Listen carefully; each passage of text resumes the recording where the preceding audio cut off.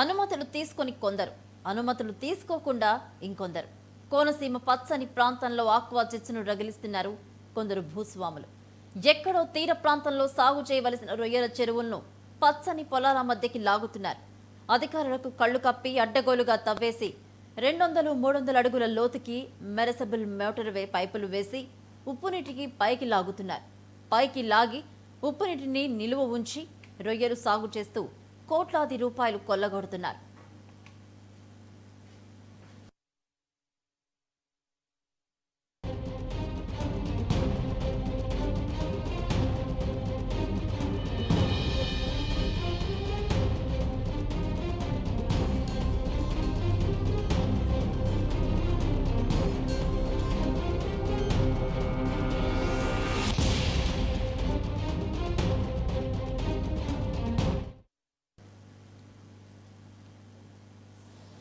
తీర ప్రాంతాల్లో అయితే సముద్రంలోకి వెళ్లేపోయేలోగా మార్గం ఉంటుంది. కానీ పచ్చని కోనసీమ ప్రాంతంలో వరి పంటలు పండించే ఏరియాలో పంట పొలాలు, నీరు, కాలువలు తప్ప మురుగునీరు వాడేందుకు డ్రైనేజీ వ్యవస్థ అసలుండదు.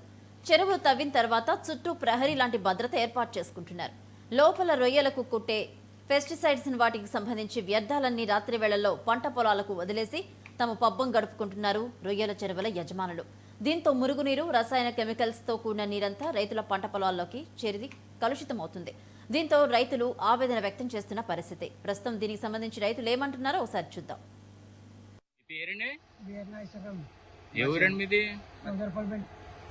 ఇక్కడ పలువెల పొలం ఉందండి మీకు.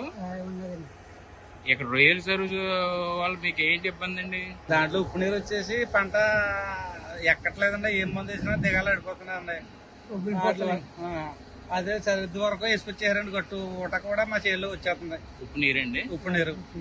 ఉప్పు నీరు వచ్చేసినప్పుడు మీరు అడిగితే ఏమంటున్నారండి? అడిగితే సమాధానం చెప్పట్లేదండి. ఒక ఆయన పేరండి, భూస్వామి పేరు మల్లిడి భూపతిరెడ్డి గారు ఏదో అంటున్నారు అక్కడ. నేను అడిగితే వేరే రైతులు జొన్నాడు. అది ఇప్పుడు ఆయన మీకు పరిష్కారం ఏంటండి మరి ఇలాగే జరిగితే?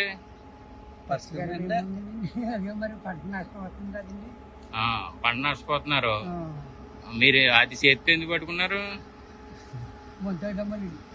ఏండి అంత కష్టం ఏమొచ్చింది మీకని? చేలు పండట్లేదు ఉప్పు నీరు వలన. ఆధారం అండి. కౌలు చేయండి మాయి చిట్టి ఇవ్వాలి కదండి. చిట్టి ఇవ్వకపోతే పని అవ్వట్లేదు, కొట్టలేదండి. అవునండి ఆఫీసర్ గారు. మరి చిత్తు కట్టకపోతే మీరు అప్పుడు వాళ్ళ దగ్గర ప్రామిసరీ నోట్లు అవి రాయించుకుంటున్నారు మీ చేత, మీ ఓనర్లో. ఇల్లు కూడా ఇల్లు కూడా పెట్టుకుని తాగటిస్తున్నారు. వీళ్ళేమో మీ మాట రైలు చెరువులో మీ మాట అంటలేదు. అంటే రాలి సత్తరసేలండి. సత్తరు ఏదోటి వాళ్ళకి ఆమె ఎట్టకపోతే ఎవరైనా మామూలుగా రైతులు అయితే మామూలుగా ఇస్తారు. కానీ వీళ్ళు ఎవరన్నా భూమి ఉంటే భూమి పెట్టాలండి, భూమి లేకపోతే ఇల్లు అన్నా పెట్టాలండి. అవునండి. ఎమ్మెల్యే గారి దగ్గరికి వెళ్ళారా మరి ఈ సమస్య ఉందని? వెళ్ళలేదండి. బుధవారం ప్రజా దర్బార్ జరుగుతుంది కదండి, అందులోకి వెళ్ళండి. వెళ్ళని చెప్తే ఆయన ఏదో పరిష్కారం చూపిస్తారు కదండి మీకు. ఈ మందు తాగుతూ ఇవన్నీ పెట్టుకోకుండా ప్రజా దర్బార్లో ముందు చెప్పాలి కదండి ఆయనకి. ఊరికి పెద్ద అంటూ ఉన్నారు కదా నియోజకవర్గానికి. డాక్టర్ బిఆర్ అంబేద్కర్ కోనసీమ జిల్లా కొత్తపేట నియోజకవర్గం పలువెల్లో ఉన్నాం ఈరోజు మనం. ఇక్కడ పంట భూములు వరి చేలకు పెట్టింది పేరు. ఆంధ్రుల అన్నపూర్ణగా భావించే కోనసీమ ప్రాంతం ఈరోజు ఆక్వా గుప్పెట్లో చిక్కుకుని సర్వనాశనం అయిపోయిందని చెప్పుకోవచ్చు. దానికి కూడా కారణం ప్రభుత్వ వైఫల్యం. అనుమతులు అడ్డదిడ్డంగా చెరువులు తవ్వుకుంటాము అని చేపల చెరువులు వేస్తామని చెప్పేసి రైతుల దగ్గర లీజుకు తీసుకుని అడ్డగోలుగా 200 అడుగులు 300 అడుగులు తవ్వేసి మెర్సిబుల్ పైపులు వేసి ఉప్పు నీరు పైకి లాగి ఉప్పు నీటిలో నిలవ ఉంచి రొయ్యలు పెంచుతూ కోట్లాది రూపాయలు కొలగొడుతున్నారు భూస్వాములు. ఆ పక్కనున్న భూముల వారు ఎంత నష్టపోయినా మాకు సంబంధం ఏంటి అన్నట్టుగా దౌర్జన్యాన్ని కూడా దిగుతున్నారు రొయ్యల చెరువు సాగు చేసే వారు. ఓన్లీ తీర ప్రాంతాలకే పరిమితమైన ఈ రొయ్య సాగు ఈరోజు కోనసీమ జిల్లా అంతా కూడా వ్యాప్తి చెందుతుందంటే పరిస్థితి ఎలా ఉందో అర్థం చేసుకోవచ్చు. ఇదే పరిస్థితి ఇలాగే కొనసాగితే రైతుల యొక్క భూములు చౌట బారిపోయి పంట తాగడానికి నీళ్లు కూడా లేకుండా అయిపోయే పరిస్థితి ఏర్పడుతుంది. అంతేకాకుండా ఇక్కడికి పర్యాటకులు వచ్చి ఈ పర్యావరణాన్ని ఆహ్లాదకరాన్ని ఆనందించే రోజులు ఎప్పుడు ఉండేవి కోనసీమ అంటే. ఈరోజు ఆ పరిస్థితి కూడా లేకుండా పోయే పరిస్థితి ఏర్పడుతుంది. ఇప్పటికైనా అధికారులు నిర్లక్ష్యం వహించకుండా అసలు ఇచ్చిన పర్మిషన్లు ఏంటి, వారికి చేపల చెరువులను ఇస్తే రొయ్యలు ఎందుకు పండిస్తున్నారు అనే తనిఖీలు చేపట్టాలని, అలాగే మా భూములు చౌడుబారకుండా చూడాలని రైతులు కోరుకుంటున్నారు. కెమెరామెన్ రాముతో శ్రీనివాస్. ఇక కెమికల్స్ ని పంట పొలాల్లోకి వదులుతున్న సందర్భంగా రైతులు పడుతున్న ఆవేదన వారి మాటల్లోనే మనం విన్నాము. మరోపక్క చూసుకుంటే పంటలకు నీరు పెట్టుకోవడానికి లేకుండా రైతు తాగడానికి ఉపయోగించే బోళ్లు ఉప్పు నీటితో నిండిపోతున్నాయి. కనీసం గేదెలు తాగడానికి కూడా నీళ్లు పనికి రాకుండా పోతున్నాయి. వేసవి సెలవులు వస్తే ఆడుకోవడానికి వచ్చే పిల్లలు స్నానాలు చేయడానికి పనికి రాకుండా మారుతుంది. పొలాలు పండించుకుంటూ తమ చిన్ననాటి నుంచి స్నానాలు చేస్తూ ఉపయోగించుకుంటున్న నీరు తమ కళ్ల ముందే కలుషితమై ఆరోగ్యాన్ని, పంటలను, పర్యావరణాన్ని పాడు చేస్తుంటే రైతులు గుండె పగిలేలా రోధిస్తున్నారు.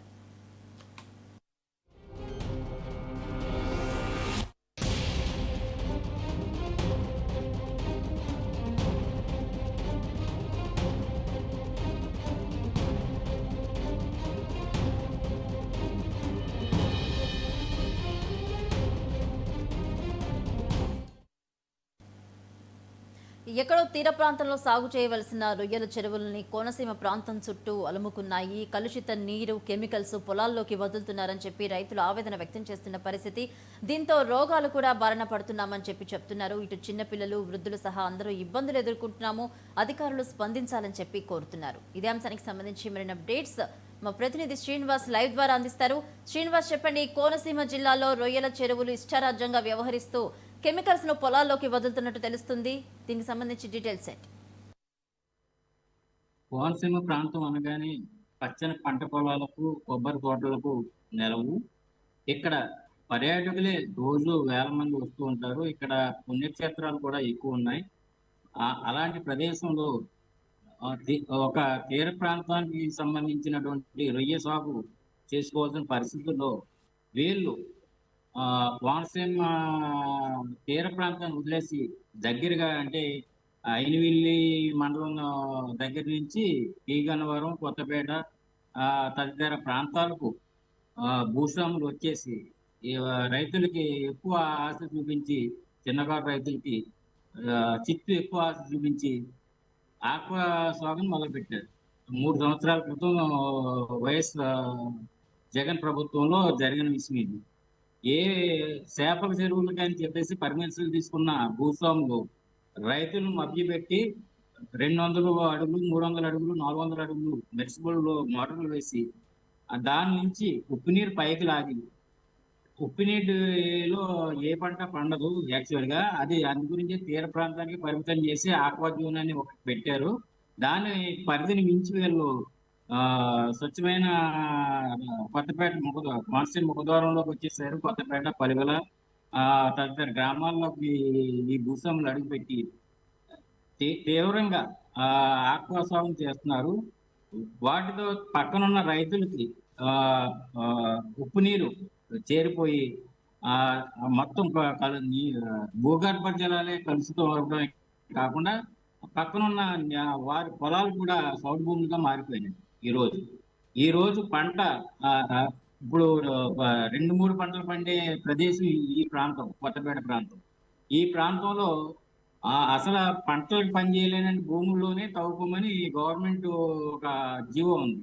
ఆ జీవోని అతిక్రమించి 3 పంటలు పండే ఈ ప్రదేశాన్ని ఆక్వా జోన్ గా మార్చేసి వీళ్ళు అవినీతి పరులైన అధికారులతో కుమ్మక్కయ్యి అనధికార అనుమతులు తీసుకుని చేపల చెరువులు మాత్రమే చేసుకోవడానికి అనుమతి తీసుకుని దాని చుట్టూ ప్రహారీలాగా పెద్ద కట్టడి భద్రత ఏర్పాటు చేసుకుని రౌడీలు పెట్టుకుని చుట్టూ ఎవరు లోపలికి రాకుండా ఆక్వాని రొయ్యలు సాగు చేసి కోట్లాది రూపాయలు మూడగొడుతున్నారు. ఇక్కడ భూస్వాములు ఎవరైనా అటువైపు వెళ్ళడానికి కూడా సాహసించడానికి లేకుండా పెద్ద పెద్ద కుక్కల్ని, బాడీ గార్డుల్ని ఇలాగా అరేంజ్ చేసుకుని అసలు ఎవరిని మాట్లాడడానికి లేకుండా చేశారు. మొన్న ప్రభుత్వం వరకు పర్వాలేదు, ఇప్పుడు ప్రభుత్వం అయితే తీవ్ర చర్యలు తీసుకుంటామని మాత్రం హెచ్చరిస్తూ ఉన్నారు. కానీ ఇంకా అమల్లోకి రాలేదు. ఈ రైతులు కూడా వీరికి భయపడి భూస్వాములు భయపడి రొయ్యలు చేసే సాగు చేసే భూస్వాములు ఎవరైతే ఉన్నారో ఇక్కడైతే ఈ ఏరియాలో కొత్తపేట ఏరియాలో అయితే మల్లిడి వెంకటరెడ్డి గారి అబ్బాయి భూపతి రెడ్డి సందీప్ రెడ్డి అనే వాళ్ళు విచ్చలూడిగా రొయ్య సాగు చేస్తున్నారు. వాళ్ళు మీడియాని కూడా లోపలికి ఎలా ఈ రోజు నన్నే వీడియో తీసుకోవడానికి వెళ్తుంటే సెల్ ఫోన్ లాక్కుని మైక్ లాక్కుని పరిస్థితి ఎదురైంది నాకు. అలాంటి దురదృష్టకరమైన భయంకరమైన పరిస్థితులు ఇక్కడ నెలకొని ఉన్నాయి. వీటి మీద తక్షణమే తదితర అధికారులకి చేరాలి వీడియో కూడా. అందు ఆ ఇప్పుడు రొయ్యల చెరువుల నుంచి చేస్తున్న ఆ అన్యాయాన్ని ప్రజలకు తెలియాలి. చేపల చెరువులు అనుమతితో తీసుకుని దానికి అనుమతి కూడా, రొయ్యల చెరువుకి అనుమతి కూడా ఇవ్వకూడదు. అధికారులు ఎవరు కూడా దానికి నీటి సదుపాయం కల్పించారు, అలాగే కరెంటు ఇచ్చారు, అలాగే దానికి కావాల్సిన అన్ని ఏర్పాట్లు కూడా ఈ అధికారులు చేశారు. అలాగే ప్రతి పంచాయతీ తీర్మానం తప్పనిసరిగా ఇది రొయ్యల చెరువులకి చేసి ఉండాలి.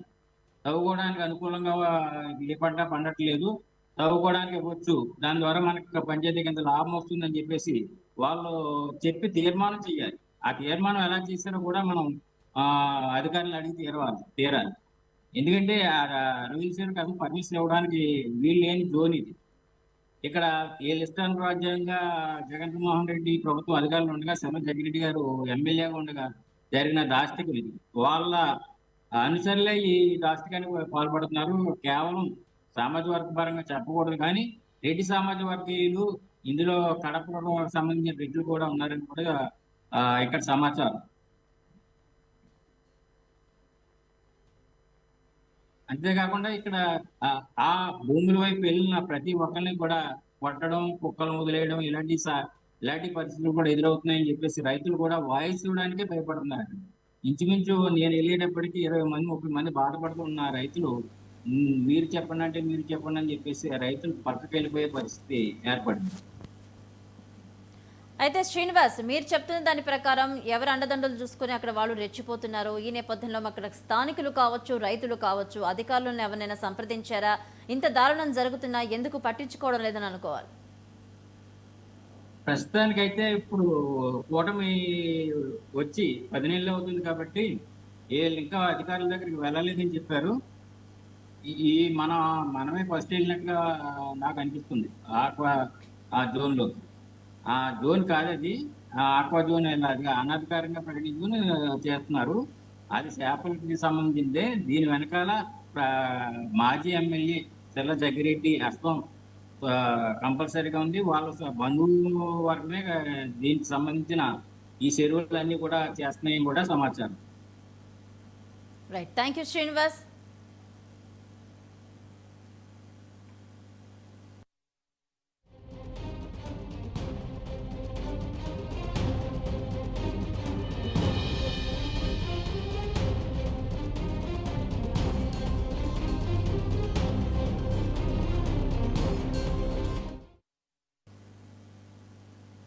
ఇప్పుడొచ్చిన కొత్త కూటమి ప్రభుత్వమైనా తమ గోడును పట్టించుకోవాలని ఆక్వా చెరువుల కమిటీ సిఫార్సులను, పర్యావరణ శాఖ నిబంధనలను ఖచ్చితంగా అమలు జరపాలని రైతులు డిమాండ్ చేస్తున్నారు.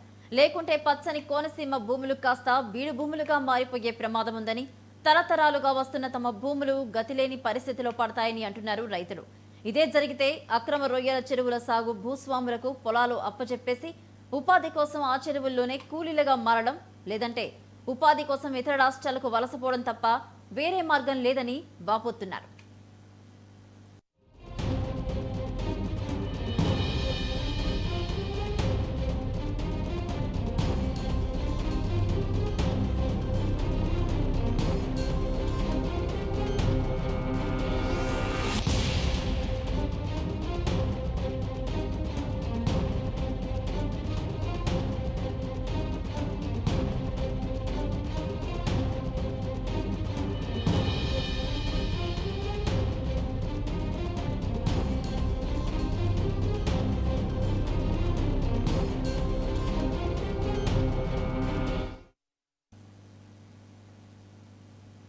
పచ్చని కోనసీమ అంటే వరి పంటకి పెట్టింది పేరు. అటువంటి వాటికి సంబంధించి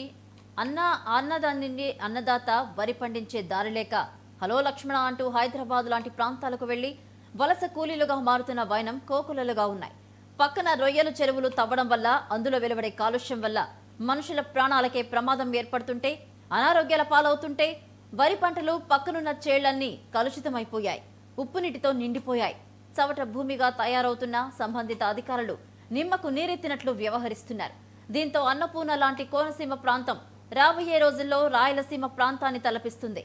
దీన్ని అరికట్టమని గ్రామస్తులు ఎన్నిసార్లు మొరపెట్టుకున్నా కమిటీలు వస్తున్నాయి, వెళ్తున్నాయి. కానీ అసలు వీళ్లకు న్యాయం చేసే పరిస్థితే కనిపించడం లేదు.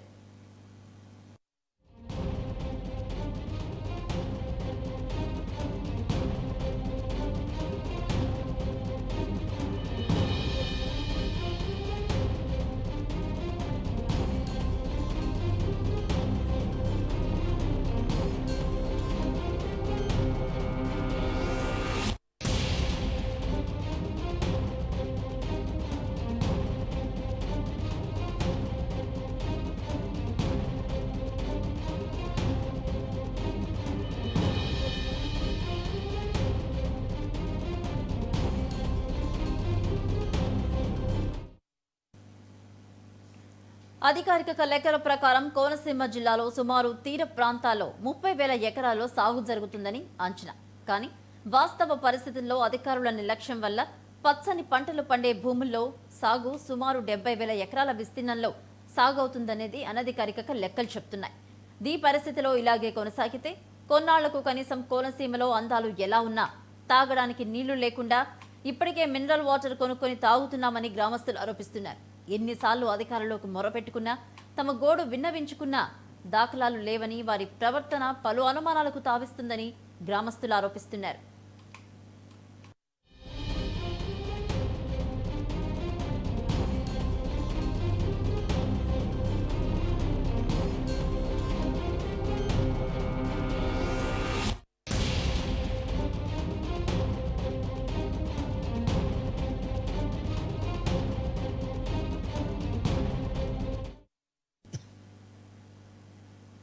ఈ ఆక్వా చెరువుల వల్ల పర్యావరణ కాలుష్యంతో పాటు తాగడానికి, స్నానాలకు, బట్టలు ఉతుక్కోవడానికి కూడా చాలా ఇబ్బందిగా ఉందని, అలాగే పశువులకు కూడా నీరు లేక ఉప్మాయమయంగా కలుషితమై పశుగ్రాసం తినలేక కాలం ఈడుస్తున్నాయి అని గ్రామస్తులు ఆరోపిస్తున్నారు. దీనికి అనుమతులు ఇచ్చేందుకు అనుమతులు చేపల చెరువుల దాకా లేదా ముందు ఇక్కడికి వచ్చి పరిశీలన చేసే నాదుడే లేడని ఆ ఊరి గ్రామ ప్రజలు ఆరోపిస్తున్నారు. ఈ ఆక్వా చెరువు కోసం కొబ్బరి తోటలకు పేరొందిన కోనసీమ ప్రాంతంలో కొబ్బరి చెట్లను ఇష్టారాజ్యంగా నరికివేస్తూ ఆక్వా చెరువులు తవ్వేస్తున్నారు. ఇక భూస్వామికి సంబంధించి చెరువులు తవ్వాడంటే ఆ పక్కన ఉన్న పంట పొలం కూడా ఉప్పుమయంగా మారిపోయి వ్యవసాయానికి అనుకూలంగా లేకుండా పోతుంది.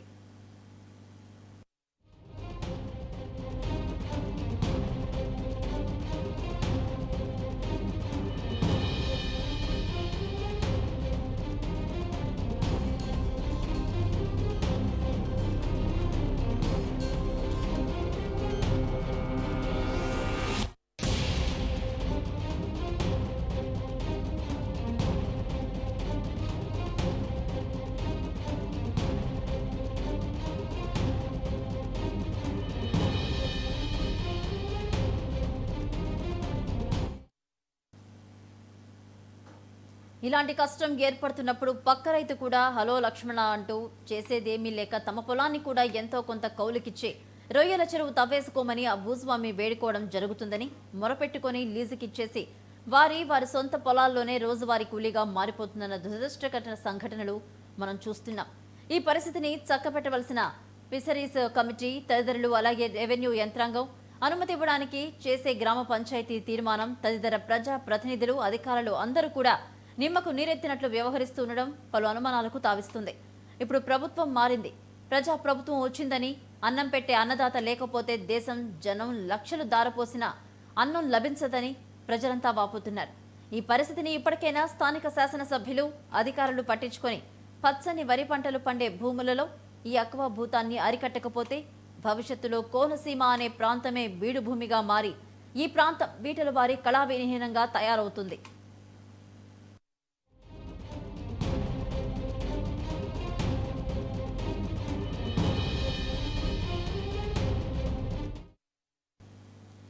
ఒక పక్క తిరుమల తిరుపతిగా భాసెలుతూ రోజు రోజుకు ఎంతో ప్రసిద్ధికెక్కుతున్న శ్రీ వెంకటేశ్వర స్వామి ఆలయం, జగన్మోహిని కేశవ స్వామి ఆలయం, పలివెల శ్రీ ఉమా కొప్పులింగేశ్వర స్వామి ఆలయం మరియు మందంపల్లి శనీశ్వర స్వామి ఆలయం సందర్శించే భక్తులు కోనసీమ అంటే కేరళ పచ్చదనం అన్నట్లుగా రాష్ట్రం తలపిస్తుందని చెప్పుకుంటారు. ఈ తరుణంలో ఆక్వా చిచ్చు ప్రబలి వాతావరణం కాలుష్యం, ఉప్పునీటి వల్ల కలిగే జలాల కలుషితమైన మనుషులు, పశువులు తాగడానికి, వివిధ పంటలు పండించుకోవడానికి ఎక్కడో సముద్ర సమీపాన చేసుకోవలసిన ఆక్వా రొయ్యల చెరువులను ఇక్కడికి తీసుకొస్తే అడ్డుకునే నాదుడే లేడా అని పర్యాటకులు కూడా ఆందోళన వ్యక్తం చేస్తున్న పరిస్థితి. మరోపక్క ఈ రైతుల తరపున అడగడానికి వెళ్లిన 360 న్యూస్ కు సంబంధించిన స్టాఫ్ రిపోర్టర్ వెళ్లారు. సెల్ ఫోన్ లాక్కొని రొయ్యల చెరువు ఓనర్ మల్లిడి సందీప్ రెడ్డి సన్నాఫ్ భూపతి రెడ్డి దౌర్జన్యాన్ని గురి చేసినట్టు తెలుస్తుంది. ఈ పరిస్థితిని అర్థం చేసుకోవచ్చు, వాళ్ళు అక్కడ ఎంతగా రెచ్చిపోతున్నారో. మీడియాపై దౌర్జన్యమే ఇలా ఉంటే ఇక రైతుల పరిస్థితి ఎలా ఉంటుందో మనం చెప్పనక్కర్లేదు. వాళ్ళు ఇష్టారాజ్యంగా వ్యవహరిస్తున్నారు, రైతులను ఆవేదనకు గురి చేస్తున్నారు.